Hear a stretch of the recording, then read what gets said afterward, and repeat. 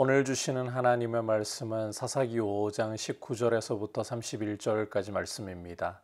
제가 31절 읽도록 하겠습니다. 여호와여, 주의 원수들은 다 이와 같이 망하게 하시고 주를 사랑하는 자들은 해가 힘있게 도듬 같게 하시옵소서 하니라. 그 땅이 40년 동안 평온하였더라. 아멘. 오늘 말씀은 이제 드보라와 바락의 노래 가운데에서 시스라의 군대를 격파하는 내용을 묘사하고 있습니다. 우선 19절을 보시면 왕들이 와서 싸울 때에 가나안 왕들이 무깃도 물가 다낙에서 싸웠으나 은을 탈취하지 못하였다. 이 가나안 왕 야빈이 혼자 온 것이 아니라 여러 왕들과 연합하여서 이스라엘을 짓밟기 위해서 왔다. 싸우러 왔다라는 것을 알 수가 있습니다.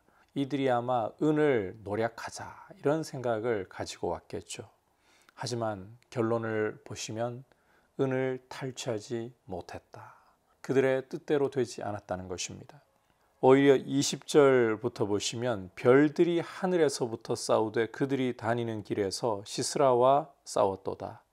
기손강은 그 무리를 표류시켰으니.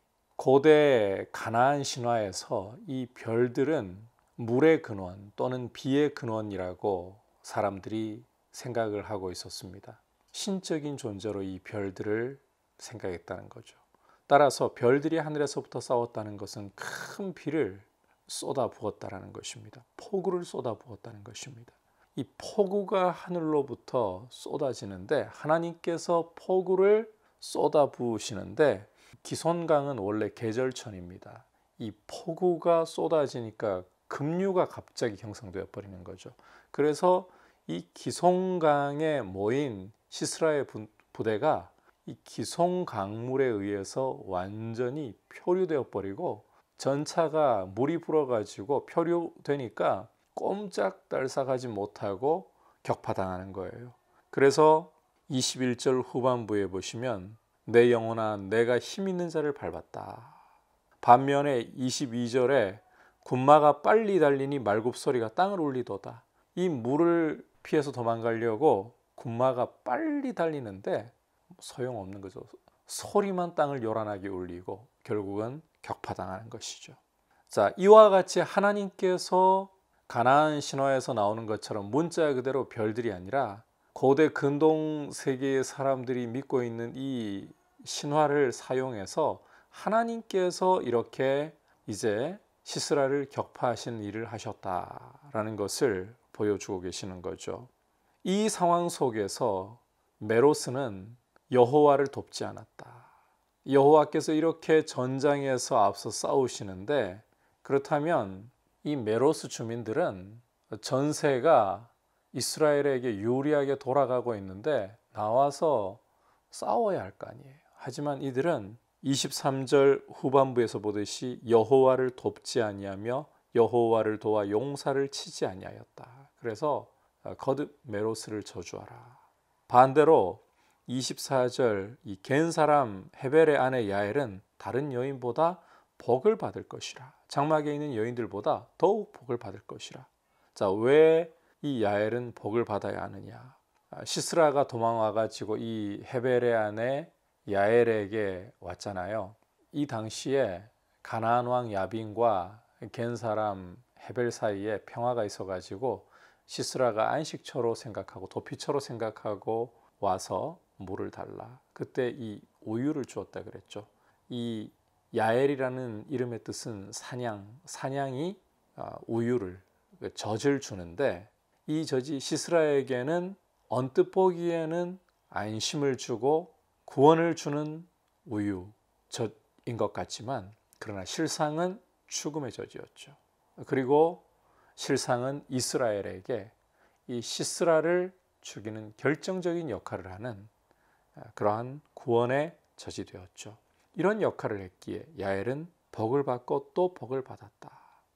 특별히 오늘 말씀에서 이 시스라가 여인의 손에 의해 머리가 이 장막 말뚝에 뚫린 채 여인에 의해 죽임당했다. 그럴 때 특히 27절에 죽임당하는 모습을 보면 그가 그의 발 앞에 야엘의 발 앞에 구부러지며 엎드러지고 쓰러졌고 그의 발 앞에 구부러져 엎드러져서 그 구부러진 곳에 엎드러져 죽었도다. 이 구부러지고 엎드러졌다라는 표현을 계속 반복을 하면서 여인 앞에 시스라가 이렇게 구부러지고 엎드러져 죽는 장면을 묘사함으로써 시스라를 완전히 낮춰 버립니다.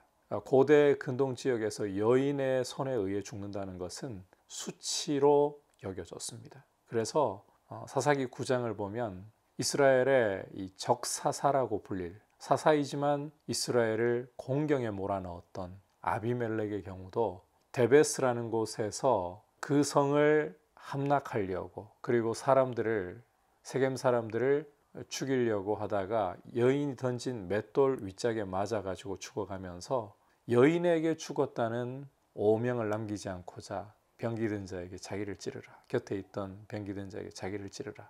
그렇게 최후를 맞이하는 것을 볼 수가 있죠. 이 시스라가 20년 동안에는 철병거 부대를 거느리면서 승승장구하면서 이스라엘을 쥐어짜다시피 했습니다. 그러나 하나님께서 원수를 격파하실 때에 이 시스라는 여인 앞에 구부러지고 엎드러져서 죽는 이런 비참하고 이렇게 형편없는 존재로 전락해 버린다. 이것이 여호와의 원수의 결말이라는 것입니다. 뿐만 아닙니다. 28절을 보시면 이 노래에서는 시스라의 어머니를 등장시키고 있어요. 시스라의 어머니가 창문을 통해 바라보면서 창사를 통해 부르짖기를 시스라의 병거가 어찌하여 더디 오는가? 그 병거들의 걸음이 어찌하여 늦어지는가? 어미로서 아들의 전장에 참여했다가 돌아오는 발걸음이 늦을 때 굉장히 걱정이 되겠죠. 그때에 29절 30절을 보시면 그의 지혜로운 시녀들이 여기 그냥 시녀들도 아니고 지혜로운 시녀들 그들이 대답하였겠고 시스라의 어머니도 스스로 자위를 하는 거예요. 이렇게 그들이 어찌 노량물을 얻지 못하였으랴 그것을 나누지 못하였으랴 사람마다 한두 처녀를 얻었으리로다 시스라는 채색 옷을 노략하였으리니 그것은 수놓은 채색 옷이리로다 곧 양쪽에 수놓은 채색 옷이리니 노략한 자의 목에 꾸미리로다 이렇게 자위를 하는데 이게 어리석은 자위에 헛된 기대에 지나지 않을 뿐이다. 이게 원수의 결말이라는 거예요. 원수가 기대해 본들 그것은 헛된 기대, 허망한 자위에 지나지 않는다. 그래서 이 시의 결론은 바로 31절입니다. 여호와여 주의 원수들은 다 이와 같이 망하게 하시고 주를 사랑하는 자들은 해가 힘있게 도듬갑게 하시옵소서. 이게 이 시의 결론이에요. 하나님을 사랑하는 자들은 해가 힘있게 돋아남같이 그렇게 힘있게 하나님 앞에 서 있게 하시고 반면 여호와를 대적하는 이들과 같이 망하게 하옵소서. 이 시의 마지막 부분을 통해서 누구의 편에 서 있는가 이게 굉장히 중요하다는 사실을 봅니다. 우리는 어떤 도덕적인 기준에서 내가 이런 일을 하고 저런 일을 하고 이런 부분이 우리에게 먼저인 경우가 참 많습니다. 그러나 내가 어느 편에 서 있는가 어느 진영에 서 있는가 하나님 편에 서 있는가 예수 그리스도 안에서 하나님 편에 서 있는가 그렇지 않으면 아무리 도덕적이고 아무리 힘이 있고 아무리 남들보다 탁월하다 해도 하나님을 알지 못하는 그리스도 안에 있지 않고 그리스도와 원수가 된 진영에 있는가 예수 그리스도로 말미암아 하나님 편에 서 있고 또 하나님을 의지할 줄 아는 모습으로 하나님 앞에 부르짖을 때의 역사가 나타났죠. 하나님을 찾고 하나님을 향해 부르짖을 줄 아는 그리고 무엇보다 하나님만을 섬기려고 하는 이런 모습으로 은혜 가운데 있기를 축복합니다. 기도하겠습니다. 하나님 아버지 오늘 말씀을 통해서 하나님 편에 서 있는 여호와를 사랑하는 이들은 해가 힘있게 도듬갔고 반대로 하나님의 원수들은 가나안 왕 야빈과 시스라처럼 망하게 해달라는 이 노래를 이 간구를 보았습니다. 하나님 아버지 그리스도로 말미암아 하나님 편에 서 있고 하나님 아버지를 사랑하고 우리 주 예수 그리스도를 사랑하는 귀한 성도로서의 삶을 살아가게 하여 주옵소서. 예수님의 이름으로 기도드립니다.